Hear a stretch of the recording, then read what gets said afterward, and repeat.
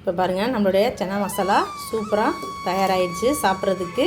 இதே மாதிரி நீங்களும் செய்யுங்க. நம்மளுடைய சப்பாத்திக்கு, தோசைக்கு இது கூடலாம் சாப்பிட்டோம்னா சூப்பர். ஹாய் ஃப்ரெண்ட்ஸ், மித்ருது குக்கிங் சேனலில் நம்ம இன்றைக்கி சன்னா மசாலா தான் எப்படி செய்கிறதுன்னு பார்க்க போகிறோம். அதுக்கு நான் வந்து இன்றைக்கி கருப்பு சுண்டல் எடுத்திருக்கேன்.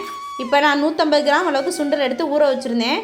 இப்போ இதை நல்லா கழுவி க்ளீன் பண்ணிவிட்டு குக்கரில் ஒரு 3லேருந்து 4 விசில் விட்டு வேக வச்சு எடுத்துக்குவோம். இப்போ நான் குக்கரை மூடிக்கிறேன், வச்சுட்டேன். 3 விசில் வரட்டும். இப்போ நம்ம சன்னா மசாலா செய்கிறதுக்கு தேவையான பொருள்லாம் பார்த்துடலாம். இப்போ நம்ம சன்னாவை நல்லா வேக வச்சாச்சு. குக்கரில் 3 விசில் விட்டு நல்லா சூப்பராக வெந்திருக்கு பாருங்கள், நல்ல மாவு மாதிரி. இப்போ இது மாதிரி வேக வச்சாச்சு. அது கூடவே ஒரு பெரிய சைஸ் வெங்காயம், தக்காளி, 3 பச்சை மிளகாய், கொத்தமல்லி, கொஞ்சமாக பூண்டு நைஸாக சாப் பண்ணி வச்சுருக்கேன். அதுக்கு தேவையான மசாலா பொருள் பார்த்துடலாம். கொஞ்சோண்டு மஞ்சத்தூள், மிளகாய்த்தூள், மல்லித்தூள், கரம் மசாலா, கொஞ்சமாக மிளகுத்தூள், ஜீரகத்தூள். இப்போ தாளிப்புக்கு கொஞ்சமாக சோம்பு எடுத்துருக்கோம்.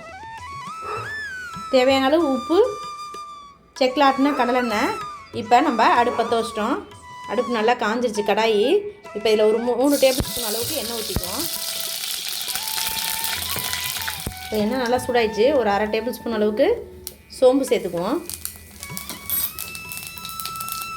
இப்போ சோம்பு நல்லா பொரிஞ்சிருச்சு. இப்போ குட்டி குட்டியாக கட் பண்ணி வச்சுருக்க பூண்டு சேர்த்துக்குவோம். அது கூடவே வெங்காயத்தையும் அதோட சேர்த்துக்குவோம்.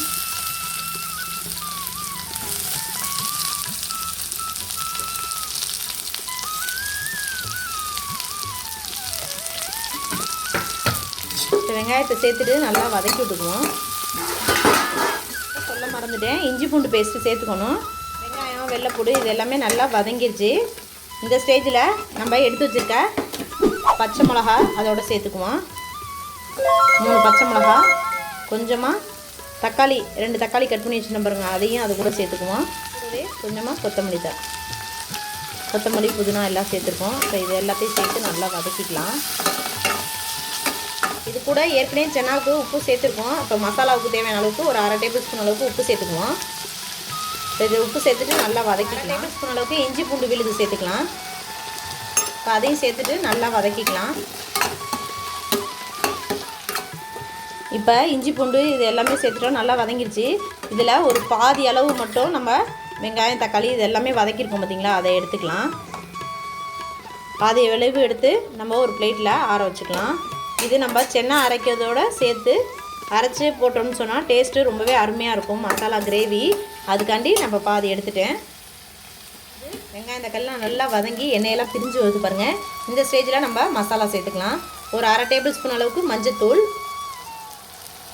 1/2 டேபிள் ஸ்பூன் அளவுக்கு மிளகாய்த்தூள், 1/2 டேபிள் ஸ்பூன் அளவுக்கு மிளகுத்தூள், கொஞ்சமாக கரம் மசாலா, அது கூடவே ஒரு 1/2 டேபிள் ஸ்பூன் அளவுக்கு மல்லித்தூள், ஒரு 1/2 டேபிள் ஸ்பூன் அளவுக்கு ஜீரகத்தூள். இப்போ அதையும் சேர்த்துக்குவோம். இது எல்லாத்தையுமே நல்லா சேர்த்துட்டோம். இது அப்படியே வதக்கி விட்டுருவோம் எண்ணெயிலேயே.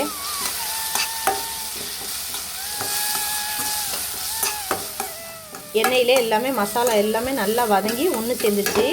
இந்த ஸ்டேஜில் நம்ம எடுத்து வச்சுருக்க வேக வச்சு எடுத்து வச்சுருக்கோம் பார்த்திங்களா சன்னா, அதை இது கூட சேர்த்துக்குவோம். இதில் சன்னா வந்து நம்ம பாதி சேர்த்துக்க போகிறோம், பாதியை வந்து அரைச்சி எடுத்துக்க போகிறோம்.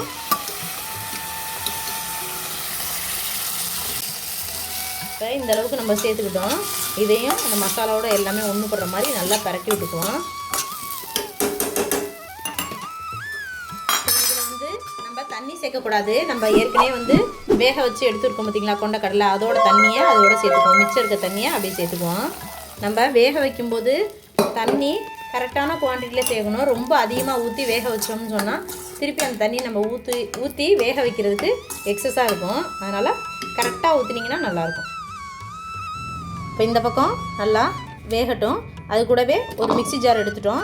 இப்போ நம்ம வேக வச்சு எடுத்து வச்சுருக்கோம் பார்த்திங்களா சுண்டல், அதை பாதி அதை அப்படியே ஒரு மிக்ஸி ஜாரில் சேர்த்துக்குவோம். தண்ணி இல்லாமல் சேர்த்துக்கோங்க, ஏன்னா நம்ம வெங்காயம், தக்காளி இதெல்லாம் வந்து அதோட சேர்த்து அரைக்கிறதுனால கரெக்டாக இருக்கும். இப்போ தண்ணி இல்லாமல் எடுத்து வச்சிட்டோம். ஏற்கனவே வதக்கி எடுத்து வச்சுருக்கோம் பார்த்திங்களா வெங்காயம், தக்காளி, இதையும் அதோட சேர்த்துக்குவோம்.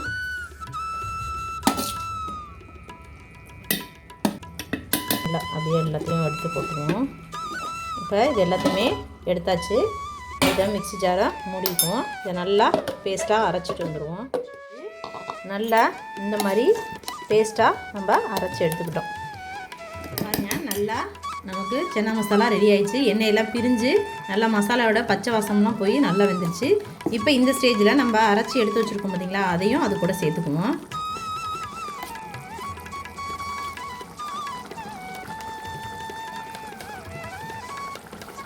இதை அப்படியே சேர்த்துட்டு எல்லாத்தையுமே நல்லா ஒரு மிக்ஸ் பண்ணி விட்டுருவோம்.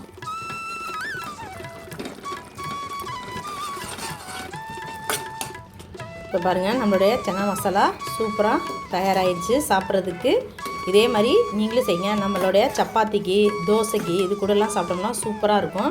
இப்போ அவ்வளோதாங்க. இது மேலால் அப்படியே கருவேப்பிலையும் கொஞ்சமாக கொத்தமல்லியும் தலையை தூவி அப்படியே நம்மளுடைய இறக்கிடலாம் சன்னா மசாலாவை. நம்மளுடைய சன்னா மசாலா சாப்பிட்றதுக்கு தயாராகிடுச்சு. இதே மாதிரி நீங்களும் வீட்டில் ட்ரை பண்ணி பாருங்கள். ரொம்பவே அருமையாக இருக்கும். நம்மளுடைய சேனல் பிடிச்சிருந்தா லைக் பண்ணுங்கள், ஷேர் பண்ணுங்கள், மறக்காமல் சப்ஸ்கிரைப் பண்ணிடுங்க. தேங்க்யூ ஃபார் வாட்சிங்.